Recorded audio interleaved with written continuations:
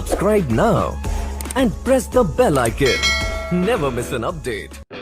Welcome to ETL limited. Telangana రాష్ట్రంలోని రంగారెడ్డి జిల్లా చేవెళ్ల నియోజకవర్గం ప్రధాన పట్టణం అయినటువంటి చేవెళ్ల గ్రామ సర్పంచ్గా 2500 పైచిలుకు ఓట్లతో విజయం సాధించిన బండారు శైలజ ఆగిరెడ్డి గారితో ప్రత్యేక ముఖాముఖి. నమస్కారం సార్. ఎట్లా ఉన్నారు? బాగున్నాం సార్. ఈ విజయం ఎలా సాధ్యమైంది? ప్రజలు మా మీద అభిమానం చూపించి వేసారు. మా యొక్క కార్యకర్తలు అందరూ చాలా కష్టపడి గెలుపుని సాధించారు సార్. ఎమ్మెల్యేగా విజయం సాధించలేకపోయింది కాంగ్రెస్. ఇక్కడ విజయం సాధించడం కాంగ్రెస్ శ్రేణుల్లో కానీ ప్రజల్లో కానీ ఎట్లాంటి భావన కలిగించింది? చాలా ప్రజలందరూ చాలా ఉత్సాహంగా ఉన్నారు. ఎమ్మెల్యే కూడా అన్ని గ్రామాల కన్నా మా గ్రామము కాంగ్రెస్కు 480 ఓట్ల మెజారిటీ సంపాదించినాం సార్. కాంగ్రెస్కు అంతా తెలంగాణ టీఆర్ఎస్ ఆ గాలిలో కూడా చెవెళ్ళ పట్టణము కాంగ్రెస్కే మొగ్గు చూపింది. 480 ఓట్ల పై చిలికే ఉన్నాం. మొత్తం సర్పంచ్లుగా ఎంతమంది కంటెస్ట్ చేశారు? ఇక్కడ సార్ ఇద్దరమే సార్. ఇద్దరు మధ్య పోటీ జరిగింది. ఇద్దరి మధ్య పోటీ. ఎమ్మెల్యేకి 500 వచ్చింది, సర్పంచ్కి 2500 ఎలా సాధ్యమైంది? అంటే ప్రజలు మా మీద ప్రేమ చూపించారు సార్. మా మీద నమ్మకంతో ఓట్లు వేసారు, పని చేశారని. మా పిఎస్ఏ చైర్మన్ వెంకటరెడ్డి ఇద్దరి మీద చాలా నమ్మకం పెట్టుకుని వీళ్ళు పని చేస్తారు, వీళ్ళు బాగా అని చెప్పి మా మీద పని చేసి చూపిస్తారనే నమ్మకంతో ఓట్లు వేసాను సార్. వెంకటరెడ్డి గారికి మీకు ఏమైనా రిలేషన్? ఫ్రెండ్స్ సార్, అంతే. అంటే పార్టీలో కూడా ఇద్దరు కలిసి పనిచేస్తాం. మరి ఇద్దరం కలిసి అన్ని పార్టీలు, తెలుగుదేశంలో ఉన్నాం, తెలుగుదేశం నుంచి టీఆర్ఎస్లోకి వెళ్ళాం, టీఆర్ఎస్ నుంచి కాంగ్రెస్. మేము రత్నమన్న ఎంట ఉంటే రత్నమన్న ఎమ్మెల్యే ఉన్నప్పటి నుంచి ఆయన ఎంట రాజకీయం స్టార్ట్ చేసి ఆయన ఎంటనే ఉన్నాం అనుకో. రాజకీయ గురువుగా ఆయన ఉండి ఆయన ఎంటనే ఉన్నాం. ఆయన తర్వాత ఆయనతో పాటు కాంగ్రెస్లోకి వచ్చారు. అంటే మళ్ళీ ఇక్కడ కేఎస్ రత్నం గారే పై చేసి సాధించారు. ఈ కేఎస్ రత్నం గారు, సబితా ఇంద్రెడ్డి గారు కూడా మాకు చాలా కోఆపరేట్ చేశారు. వాళ్ళు చాలా మా కార్యకర్తగా వాళ్ళు మమ్మల్ని తొందరగా గుండెలో కత్తుకున్నారు సార్. సర్పంచ్ ఎలక్షన్స్ అంటేనే చాలా ఎక్కువ మొత్తంలో డబ్బు ఖర్చు చేస్తారని అంటారు. మీరు ఎంతవరకు ఖర్చు చేశారు? మేము మామూలుగానే ఖర్చు చేసినాం సార్. 1 కోటి రూపాయలు ఖర్చు పైన అయిందా? ఏమో సార్, ఎంత ఖర్చు కూడా పెద్ద నేను చూసుకోలేను. అందరూ ఎవరెవరు వాళ్ళ అభిమానంతో కొద్దిమంది ఖర్చు పెట్టారు, కొద్దిగా మేము కొన్ని ఖర్చు పెట్టినాం సార్, అంతే. మీరు ప్రజల్లో తిరుగుతున్నప్పుడు ఏమైనా హామీలు ఇచ్చారు? మేము చేసినాం సార్. మేము హామీలు ఏంటంటే మా దగ్గర 20 ఏళ్ళ నుంచి ఉన్న డ్రైనేజీలు ఉన్నాయి, కానీ వర్కర్లు సరిగా పనిచేయలేరు. డ్రైనేజీలు అన్ని చిన్న చిన్న డ్రైనేజీలు కూడా తీయలేకపోయారు ఇంతకుముందు ఉన్న సర్పంచులు. మేము వాళ్ళకందరికీ నీట్గా లైట్లు ఒకటి, డ్రైనేజీలు చేస్తామని ప్రతి కాలనీకి కమ్యూనిటీ హాల్, వాళ్ళ కాలనీకి ఉన్న కమ్యూనిటీ హాల్ ఒకటి చేస్తామని మాట ఇచ్చినాం సార్. చేవెళ్ల గ్రామానికి సంబంధించి ఎంతమంది ఓటర్స్ ఉన్నారు? Ward members 14 sir. ఓటర్స్ 6580 ఓట్లు ఉంటాయి సార్. జనాభా నీకు 15,000 ఉంటుంది సార్. విద్య వైద్య సదుపాయాల విషయంలో ఇక్కడ వెనకబడి ఉందంటారు. 100 పడకల ఆసుపత్రి గురించి కూడా ఇంతకుముందు చెప్పారు, కానీ ఏం చేయలేదు. మీ పరిధిలో అట్లాంటి ఆలోచనలు ఏమైనా ఉన్నాయి? అంటే అది మనం ఇప్పుడు అది గవర్నమెంట్ చేయాల్సింది. మేడం ఉన్నప్పుడు కూడా చేశారు. క్యాన్సర్ హాస్పిటల్ ఇప్పుడు కొత్తగా అవుతుంది. హాస్పిటల్ ముందున్న దానికన్నా ఇప్పుడు ప్రజెంట్గా అయితే హాస్పిటల్ డాక్టర్లు అంతా అవైలబుల్ ఉన్నారు, మంచిగా ఉంది సార్. ప్రజెంట్ మేము ఒక 10 ఏళ్ళ కింద ఉన్న హాస్పిటల్ కన్నా ఇప్పుడైతే మనం ఎందుకంటే మా మంచి వాళ్ళు కూడా ఇలా మన గవర్నమెంట్ హాస్పిటల్లో డెలివరీలు కూడా చేసుకుంటున్నారు. ప్రైవేట్ హాస్పిటల్లో పోయేటోళ్ళు కూడా ఇలా గవర్నమెంట్ హాస్పిటల్లో ట్రీట్మెంట్ పొందుతున్నారు ఇప్పుడున్న పరిస్థితుల్లో. వైద్యానికి సంబంధించి వైద్యం చెప్తున్నారు, మరి విద్య పరిస్థితి ఏంటి? ఇక్కడ కాలేజెస్ కూడా విద్య అయితే ఉన్నా సార్, కానీ ఇక్కడ చదువు కన్నా ఎక్కువ ఏంటంటే యూత్ కొద్దిగా పక్కతో ఎక్కువ పడుతుంది సార్. చదువు మీద కొద్దిగా కాన్సన్ట్రేషన్ చేస్తలేరు. హైదరాబాద్ దగ్గర ఉండడం ఒకటి, వల్ల కొద్దిగా విద్య వెనుకబడి ఉంది సార్. వాస్తవం అదైతే విద్య వెనుకబడి ఉందంట. 111 జీవో మీకున్నా? మాకు లేదు సార్. 111 జీవో మీకు లేదు. ప్రాణహిత చేవెళ్ల ఎత్తిపోతల పథకాలకు సంబంధించి ప్రాణహిత కూడా ముందు చెప్పారు, కానీ తర్వాత ప్రాణహిత ఇక్కడికి లేదని క్యాన్సిల్ చేసి మెదక్ వరకే క్లోజ్ చేశారు కదా సార్. అంతవరకు. మీరు మహిళగా సర్పంచ్ అయ్యారు, కానీ డామినేషన్ మీదే ఉంటుంది? ఏం లేదు సార్. ఆమె ఎడ్యుకేటెడ్, ఆమెకు అన్నీ ఉన్నాయి. ఆమె రోజు నేను చెప్తూనే ఉన్నా, నా దాంట్లో ఆమెనే ఎక్కువ పని చేస్తారు. నల్లల కలెక్షన్ కానీ ఏది కానీ ఆమెకే ఫోన్ చేస్తున్నారు. ఆమెనే వాళ్ళకి వర్కర్లకు ఆమెనే చెప్పుకుంటుంది. మన దాకా ఏమి ఇన్ఫర్మేషన్ ఇవ్వకుండా. ఎందుకంటే నేను మ్యాక్సిమం బిజినెస్ ఉంటాను, నాకు బిజినెస్ చేస్తుంటాను కాబట్టి ఆమెనే మ్యాక్సిమం పని చేసుకుంటాను సార్. అంటే మీరు ఏమైనా పరిధిలో వార్డుల్లో పర్యటించడం కానీ వార్డులో తిరిగినప్పుడు ఏ సమస్యలు గుర్తించారు? Main drainage, water, lighting sir. 3 మా దగ్గర మేజర్ సమస్యలు ఉన్నాయి సార్. ఈ 3 సమస్యలు. రోడ్లు కూడా మేము అన్ని సీసీ రోడ్లు అన్ని ఖరాబ్ అయిపోయినాయి సార్. అప్పుడెప్పుడు మన విజయభాస్కర్ రెడ్డి ఎంపీ ఉన్నప్పుడు రోడ్లు వేసారు, అవే రోడ్లు ఉన్నాయి, అన్నీ ఉన్నాయి. అయితే ఈ మిషన్ భగీరథ వాటర్ లైన్ దొరుకుతారు కాబట్టి అది అయిపోయినప్పుడు రోడ్లు కూడా మేము మంచిగా కాలనీకి రోడ్లు కూడా వేయాలని ఆలోచనలో ఉన్నాం. మేడం గారు మీరు ఏం చదువుకున్నారు? MA BEd sir. MA BEd చేశారు. ఓ పిహెచ్డి లేదంటే పీజీ వర్క్ చేసి మళ్ళీ రాజకీయాల్లోకి రిజర్వేషన్ వల్ల వచ్చారు, అంటే జనరల్ లేడీ అవడం వల్ల చేయాలనే ఉద్దేశంతోనా, లేదంటే ఏదైనా లక్ష్యం మీ కుటుంబం నుంచి ఎవరైనా చేయాలి అనే ఉద్దేశం? మా సార్కే ఉంది సార్, అది ఒక ఎయిమ్ లాగా తీసుకున్నాడు తను. అందుకోసం ఎయిమే ఏంటా ఎయిమ్? చేయాలి, ప్రజలకు సేవ చేయాలని ఏముంది సార్ తను. అంటే ఒక స్థానంలో ఉంటే ఎక్కువ చేయగలుగుతాం మనము. జనరల్ ఒక సాధారణ పౌరుడు చేసే కంటే ఒక స్థానంలో ఉంటే ఎక్కువ చేయగలుగుతాం అనే ఉద్దేశం తనకు ఉంది కాబట్టి వచ్చారు, చేశారు. అదే డబ్బులతో కూడుకున్న రాజకీయాలు అయిపోతూ ఉన్నాయి అన్నీ. ఇంత ఖర్చు పెట్టి అందరూ కంటెస్ట్ చేస్తూ ఉన్నారు. మీకేమనిపించింది అమ్మాయిలుగా డబ్బుల్ని కొంచెం లేడీస్ అంటే దాస్తారు, అన్ని విషయాలు జాగ్రత్తగా అంటారు. రాజకీయాల్లో వచ్చేసరికి చాలా డబ్బు ఖర్చు పెట్టాల్సి వస్తుంది అంటారు. మీ పరిస్థితి వరకు ఎలా అనిపించింది? మనం మంచి చేయాలనుకుంటే భగవంతుడు ఎట్లయినా మనకు డబ్బులు కూడా ఇస్తాడనే ఉద్దేశం నాకు ఉంది సార్. అంటే మా పరిస్థితి నిజానికి చెప్పాలంటే ఇట్లా ఖర్చు పెట్టి ఈ స్థాయిలో గెలుపు పొందుతామనే ఆలోచన లేదు సార్ యాక్చువల్గా. కానీ అట్లా ఆ టైం నా సిచ్యువేషన్ అట్లా కల్పించాడు భగవంతుడు. టీం చాలా బాగా వర్క్ చేసింది, వాళ్ళకు ఒక మంచి నేమ్ సంపాదించాడు దేవుడు ఆ టైం వచ్చేవరకు రావడం జరిగింది సార్. ఎంత మెజారిటీ. మీకు ఏమైనా అవగాహన ఉందండి చేవెళ్ళ గ్రామానికి సంబంధించిన సమస్యల మీద కానీ మహిళలు ఎదుర్కొంటున్న ప్రాబ్లమ్స్, ఈ రెండు అంశాల మీద ఏమైనా అవగాహన ఉందా మీకు? పెద్ద ఏమీ ఐడియా లేదు సార్. నేను డ్యూటీ చేసుకునేదాన్ని, కలిసిన వాళ్ళతో మాట్లాడడం అంతే. ఏదైనా ఉంటే సమస్య ఇట్లా ఇది. ఉద్యోగం చేసేవాళ్ళ? అవును సార్. ఏ ఉద్యోగం? టీచర్ చేస్తాను సార్, కాంట్రాక్ట్ బేస్డ్గా కస్తూర్బా స్కూల్లో టీచర్గా చేస్తాను. బీఈడీ చేశారు కాబట్టి ఆ ప్రాసెస్లో అట్లా చేశారు. అంటే అది రిజైన్ చేస్తారు? అవును సార్. చేస్తారు. మరి టీచర్ అంటున్నారు, టీచర్ అంటే మ్యాక్సిమం అన్ని విషయాల మీద అవగాహన ఉంటుంది. ప్రధాన సమస్యలు ఏమనుకుంటున్నారు మీ చెవులకి? విద్య అనుకుంటున్నాను సార్ మెయిన్. అంటే చదువుతున్నారు విద్యార్థులు కానీ చెవులకంటూ ఒక నేమ్ తెచ్చే విద్యార్థి తయారు కావట్లేదు, అలాంటి విద్యార్థులు తయారు కావట్లేదు అని కొంచెం ఉంది సార్. దానికి ప్రధాన కారణం ఏంటి? ఇన్స్టిట్యూట్లు లేకపోవడమా, లేదంటే తల్లిదండ్రుల చైతన్యం లేకపోవడమా?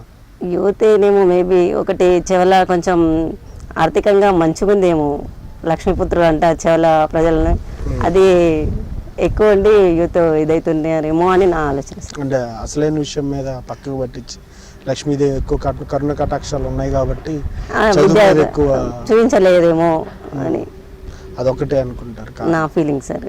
మరి దాన్ని మీరు ఎలా అధిగమిస్తారు మరి జనాల్లో? స్కూల్లో టీచర్లు కానీ విద్యార్థులకు కానీ కొంచెం మన వంతు ఎంకరేజ్మెంట్. ఎందుకంటే పంచాయతీ అనేసరికి అధికారులతో పని చేయించుకోవాల్సిన పరిస్థితి ఉంటుంది. పంచాయతీ చట్టం మీద అవగాహన తీసుకోవాల్సిన అవసరం ఉంటుంది. నిధుల విషయంలో కేంద్రం నుంచి వచ్చే నిధులు కావచ్చు, రాష్ట్రం నుంచి వచ్చే నిధులు, ఎమ్మెల్యే ఎంపీ నిధులు కూడా మీరు సాధించుకోవాలి. మీరు ఏమైనా ప్రణాళిక ఆలోచించారా? మీరు కానీ ఇద్దరు కలిసి ఏమైనా ఆలోచన చేస్తున్నారా? ఎంతవరకు నిధులు సాధించాలి, ఎక్కడి నుంచి నిధులు రాబట్టాలనే అంశం మీద? ఇట్లాంటి ఏం ఆలోచించలేదు సార్. అడిగితే ఇస్తారు. మనం చేయాలనుకుంటున్నాం, మంచి చేయాలంటే సాయం చేసే వాళ్ళు చాలామంది ఉంటారు, అలాంటి వాళ్ళే మనకు తారసపడతారని ఆలోచన. మీకు ఏమైనా ఆలోచన ఉందండి? ఏమైనా ఎక్కడి నుంచి నిధులు తీసుకురావాలనే అంశాల మీద? ఉంది సార్. మేము ప్రజెంట్ అంటే ఎమ్మెల్యే గారికి అయితే ఇంకా మేము ఇంకా ఆయన దగ్గరికి వెళ్ళాము. ఎంపీ గారు ఉన్నారుగా విశ్వేశ్వరరెడ్డి గారికి వెళ్ళాము. మంచి మేము 50 లక్షల వరకు ఇప్పుడు ఎస్టిమేట్లు వేసి 50 లక్షలు రిక్వెస్ట్ పెట్టుకున్నాము. ఆయన కూడా మనకు 20 లక్షలు ఆల్రెడీ 2 డేస్లో శాంక్షన్ చేస్తుంది సార్. 20 లక్షలు ఇస్తుండు, ఇంకా 30 లక్షలు కూడా చేస్తుంటుండు. మన మళ్ళీ ఎమ్మెల్సీ రామచందర్ ఉండు కదా, బీజేపీ ఎమ్మెల్సీ, ఆయన దగ్గర కూడా వెళ్ళాలని ఆలోచనలు ఉన్నాం. ప్రయత్నం చేస్తున్నాం సార్. నిధులకు కూడా ప్రయత్నం చేస్తాం. మా జీపీ ఫండ్ ఉన్నాక కూడా ప్రయత్నం చేస్తున్నాం సార్. జడ్పీ ఆఫీసు అన్నీ మేము ప్రయత్నం చేస్తున్నాం నిధులు అనేది ప్రయత్నం చేస్తున్నారు. మీ ప్రయారిటీ ప్రధానంగా డ్రైనేజీ, రోడ్లు, మంచినీటి అవసరాలకైనా ఇంకా వేరే ఆలోచన ఏం చేస్తున్నారు? ప్రయారిటీ దేనికి ఇస్తున్నారు ప్రధానంగా మీరు? అన్నీ ఉండాలి సార్. అన్నీ ఉంటేనే మన ఆదర్శ గ్రామం అవుతుంది. హరితహారం కావచ్చు, విద్యాపరంగా విద్యార్థులకు ఎంకరేజ్మెంట్ కావచ్చు.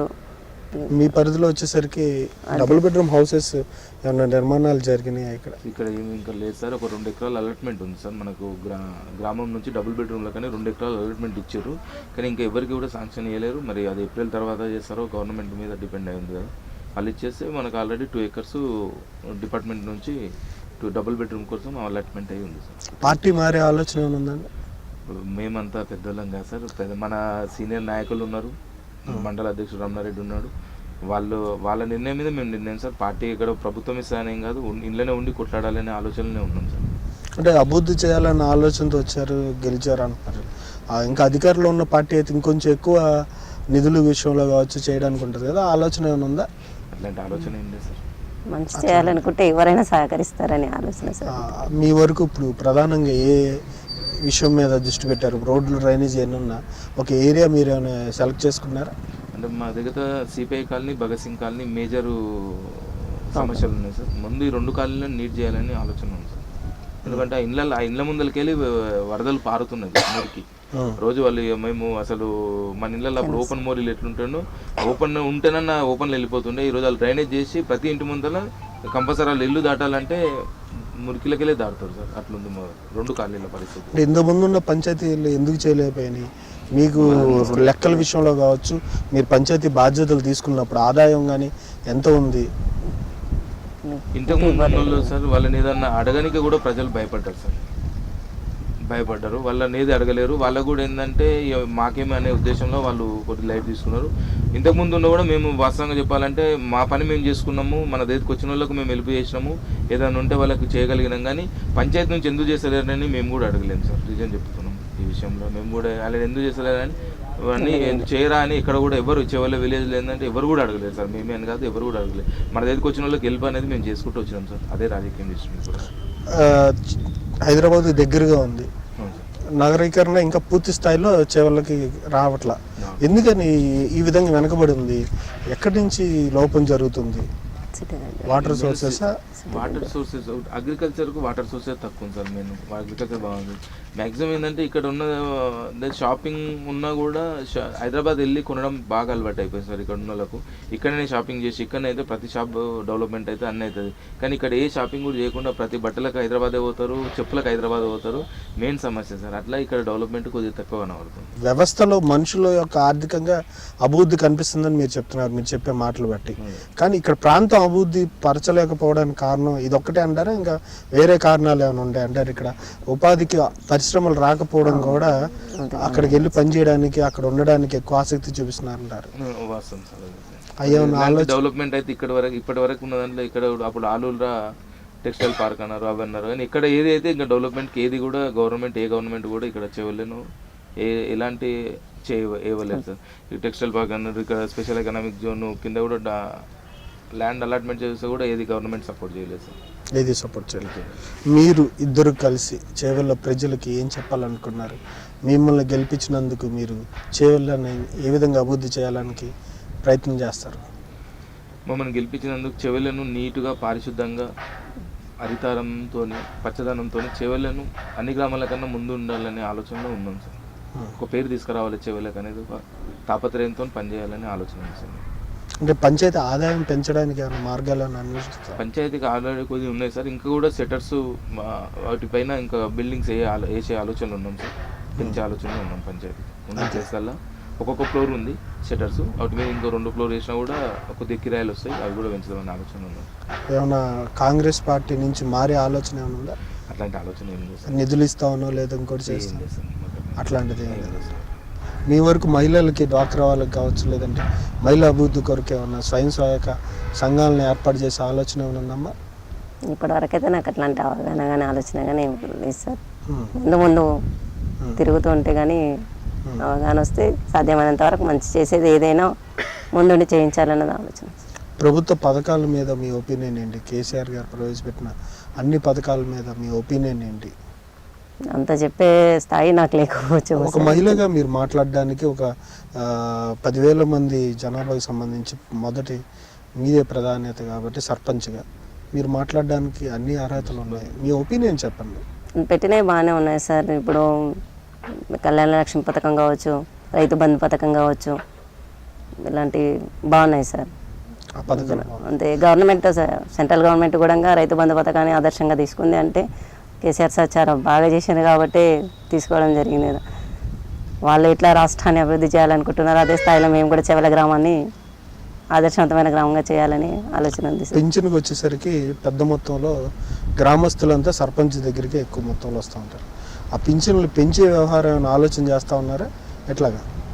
అంటే ఇప్పుడు పింఛన్లు ఇంతకుముందు 65 ఏళ్ళకి ఉంది సార్. ఇప్పుడు 57 ఏళ్ళ కంటే ఆటోమేటిక్గా పెరుగుతుంది కదా సార్. 57 ఏళ్ళకి ఇస్తారు కాబట్టి ఆటోమేటిక్గా అందరూ సంఖ్యను కూడా ఎక్కువ మంది ఉంటుందో వాళ్ళకి ఇచ్చే ప్రయత్నం చేస్తారు. మీరు దేని మీద ఫోకస్ చేశారు అనే దాని మీద ఏమైనా ఉంటుందా?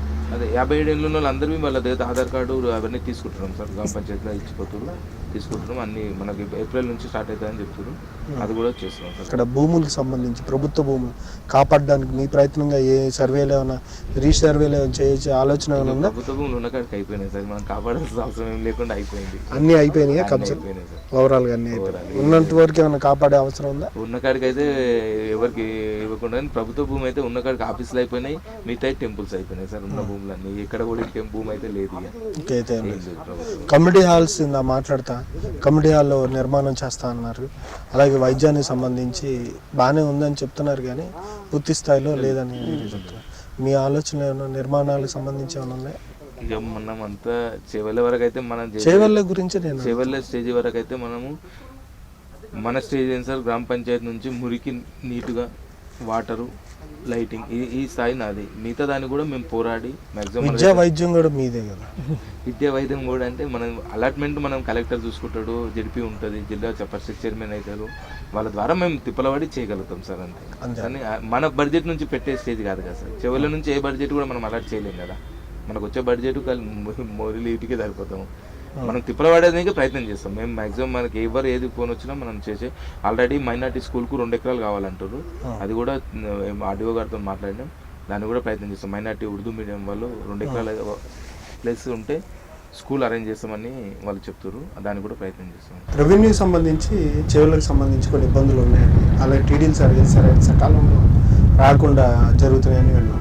ఇది ఎంతవరకు నిజం? మీ పరిస్థితి ఏంటి ఇక్కడ చెవుల గ్రామ పంచాయతీ పరిస్థితి? మేము సర్పంచ్ ఎన్నికైనాక మేము మొట్టమొదటి డిస్కషన్ అక్కడ పంచాయతీలో చేస్తే టీడీలు సంవత్సరం నుంచి రావట్లేదని చెప్పారు. కొద్దిగా గవర్నమెంట్ దాని మీద దృష్టి పెట్టుకొని పంచాయతీలకు డైరెక్ట్ ఇంతకుముందు ఎలా ఉండేనో అలా ఇవ్వాలని కోరుతున్నాం. ఆ టీడీలో రాకపోతే పంచాయతీలకు కూడా అంతగా నిధులు కూడా నిధులు మీరు ఏమైనా ఆలోచన చేశారా? అదే సార్, మాకు 1 year నుంచి రావట్లేదు అని చెప్పారు. మేము జిల్లా పరిషత్ జడ్పీటీసీ గారు ఉంటారు, జడ్పీటీసీ గారితో సంప్రదించినాం. ఆయన కూడా ఒకరోజు సీఎంను కలుతామని చెప్పింది సార్. టీడీల గురించి మా మండలి మొత్తం ఒకరోజు వెళ్ళి సర్పంచ్ల అందరం వెళ్ళి కలుతామని చెప్పింది సార్ జడ్పీటీ సత్యనారాయణ రెడ్డి గారు, సెల్వి సత్యనారాయణ రెడ్డి గారు. ఆగిరెడ్డి గారు, మీ రాజకీయ ప్రస్థానం ఏంటి? మీ కుటుంబ నేపథ్యం ఏంటి? మీరేం చదువుకున్నారు? నేను గ్రాడ్యుయేట్ సార్, బీకామ్ పూర్తి చేసిన. బీకామ్ పూర్తయింది. నేను ఎల్ఎల్బి కూడా చేసి డిస్కంటిన్యూ అయినా. సొసైటీలో ఎంప్లాయీగా పనిచేసిన మొదలు. మేము మామూలు స్థాయి సార్, మేము పెద్ద కుటుంబం ఏం కాదు. నేను ఒక్కరినే, నాన్నకు అగ్రికల్చర్ కుటుంబం, వ్యవసాయ కుటుంబం అంత. మా మామూలు జీవితం నుంచి వచ్చినాం సార్. పెద్ద ఇప్పుడు కూడా మేము ఎక్కువ అందరు అనుకుంటారు, కానీ మేము మామూలు జీవితమే గడుపుతున్నాం ఇప్పటికి కూడా. అంటే ఇంతకుముందు ఎవరైనా మీ కుటుంబంలో ఎవరైనా రాజకీయ ఎక్కడ లేదు సార్. మాకు 50 ఏళ్ళలో మా కుటుంబం నుంచి ఇంతవరకు ఎవరు లీడర్ అంటే ఎవరు లేదు సార్. మొట్టమొదటి మా కుటుంబం మాది 20 కుటుంబాలు ఉంటాయి సార్ మా ఫ్యామిలీ. 20 కుటుంబాల నుంచి ఇంతవరకు ఎవరు రాజకీయంగా ఇలాంటి పదవి అనేది. నేనే ఒక 6 ఏళ్ల కింద సొసైటీ డైరెక్టర్గా పోటీ చేసిన, గెలిచాము. వైస్ చైర్మన్ అయినాక కూడా కొన్ని నేపథ్యాలలో నేను ఇద్దరం దోస్తులం కాబట్టి ఆయన చైర్మన్, నేను వైస్ చైర్మన్ అవ్వడము నాకే మంచిగా అనిపించకుండా వేరే అబ్బాయికి వైస్ చైర్మన్ ఎలక్టెడ్ అయినాక కూడా వైస్ చైర్మన్ వేరే అబ్బాయికి ఇచ్చేసినాను సార్. మా దాంట్లో ఉన్న ఇంకో అబ్బాయికి వైస్ చైర్మన్ ఇచ్చిన, రంగారెడ్డి కూడా లేదు. మా డైరెక్టర్లు అందరూ నన్ను వైస్ చైర్మన్కి ఎన్నుకున్నారు.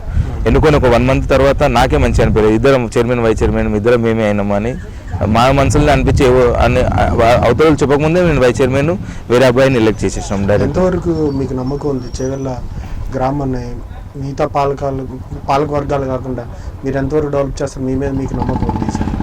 మ్యాక్సిమం పూర్తి చేస్తాను సార్. నా యొక్క మాకు అన్ని తిరిగి మన సంపూర్ణంగా డ్రైనేజీ వాటర్ అయితే వాటర్ను చెప్పదు సార్. మాకు గ్రౌండ్ వాటర్ లేదు. మిషన్ భగీరథ ద్వారా వాళ్ళు బాగా కోఆపరేట్ చేస్తారు. ఇలా ఒక్క విషయంలో మాత్రం కేసీఆర్ గారిని అభినందించవచ్చు సార్. ఈ విషయంలో మాత్రం మిషన్ భగీరథ ద్వారా ప్రతి ఇంటింటికి నల్లు చేయడానికి మ్యాక్సిమం ప్రయత్నం చేస్తాను సార్. వాటరు, లైటింగ్ కూడా ఇప్పుడు యాక్చువల్ నేను ఎలక్ట్ కాగానే మొట్టమొదలు ఫస్ట్ గ్రామాల్లో మెయిన్ రోడ్ లైటింగ్ లేకుండే, అసలు మొత్తం లైటింగ్ చేయించేసిన సార్. ఇప్పుడు మెయిన్ రోడ్ లైటింగ్ కూడా వచ్చేసినాయి, అవి కూడా చేసేస్తున్నాం. R&D వర్క్లు కూడా మీరే చేపిస్తున్నారని వెంకటరెడ్డి గారు చెప్తున్నారు, అది నిజమేనా సార్? వాళ్ళకి ఫోన్ చేస్తే వాళ్ళు ఏమంటారు అంటే, లేదు సార్ మా దాంట్లో అసలు మెయిన్ రోడ్ లైట్స్ అసలు ఎవరు హ్యాండ్ ఓవర్లో లేవు ఇంతవరకు. వాళ్ళు అసలు లైటింగ్ పోతే కూడా పెట్టలేరు. మేము ఫోన్ చేస్తే ఏమంటారు అంటే, మా దాంట్లో లేదు సార్ R&B లైట్స్, మా లైట్స్కి మాకు సంబంధం లేదు, గ్రామ పంచాయతీకి హ్యాండ్ ఓవర్ అన్నారు. మా పంచాయతీలో అడిగితే మాకు ఎప్పుడైతే హ్యాండ్ ఓవర్ చేయలేదు సార్, మరి మనమే చూసుకోవాలేమో అన్నారు. సరే అని చెప్పి R&B ఉన్న స్తంభాలు, రోడ్ల మీద లైటింగ్ అన్నీ మేమే చేస్తున్నాం సార్. అన్ని మీరే చేస్తారు. ఏమైనా ప్రత్యేకంగా ట్రస్ట్ ఏమైనా నెలకొల్పే ఆలోచన ఉందా? ఉంది సార్, ట్రస్ట్ ఏర్పాటు చేయాలని ఆలోచనలు ఉన్నాం సార్. అదొకటి ఉంది. మా పర్సనల్ పేరు మీద లేదంటే లేదు సార్, మా బ్యాచ్ ఉంది, మేము స్నేహితులం అందరం కలిసి, మా పర్సనల్ నేమ్ లేదు సార్, అందరం కలిసి ఆలోచన చేస్తున్నాం. మా కజిన్ వెంకటరెడ్డి శ్రీనివాస్ రెడ్డి అని ఉన్నారు, వేరే పరంగా ఆలోచన చేస్తున్నాం సార్. ఇది ట్రస్ట్ కంపల్సరీ చేయాలనే ఆలోచనలే ఉన్నాం.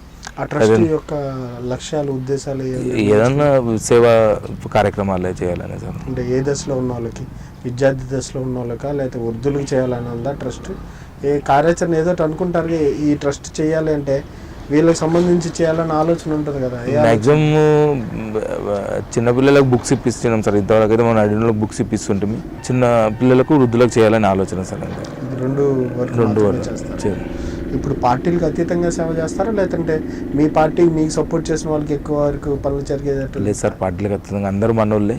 చేసిన వాళ్ళని ఎక్కువ చూస్తుండొచ్చు, చేయని వాళ్ళని కూడా దూరంగా ఉంటాం సార్. మనకు అందరూ మన మనిషిగా పుట్టినప్పుడు ప్రతి మనిషిని అభిమానించాలి, ప్రేమించాలి సార్, అంతే. మనకు చేయలేడని మనం ఎప్పుడు కూడా అనుకోవాలి సార్. వాళ్ళ అవసరాన్ని బట్టి వాళ్ళ అక్కడ సిచ్యువేషన్ జరుగుతుంది కాబట్టి అంత మనోళ్ళని భావిస్తాం సార్. అట్లే అందరూ మనమేం దేవుళ్ళం కదా సార్. ఉన్న ఒక దేవుని కూడా మనం పూజిస్తలేము. నువ్వు ఒక వెంకటేశ్వరం దగ్గరికి ఇంకో రాయపతి ఎదుర్కోతారు, లోకం కూడా అంతే సార్. అట్లేం లేదు, అట్లాంటి ఆలోచన మాకు వెళ్ళేం లేదు సార్. మాకు ఇప్పుడు సంబంధించి మీరేం చెప్తారు ఇక్కడ ఉన్న గ్రూపుల గురించి పార్టీలో కానీ? ప్రజెంట్ ఇక్కడైతే గ్రూపులు ఏం లేవు సార్. గ్రూప్ రాజకీయం మధ్య అయితే ఇక్కడ ఏం జరగదు సార్ ఇక్కడ. Okay sir. Please don't forget to subscribe our YouTube channel ET Unlimited for more fun and entertainment.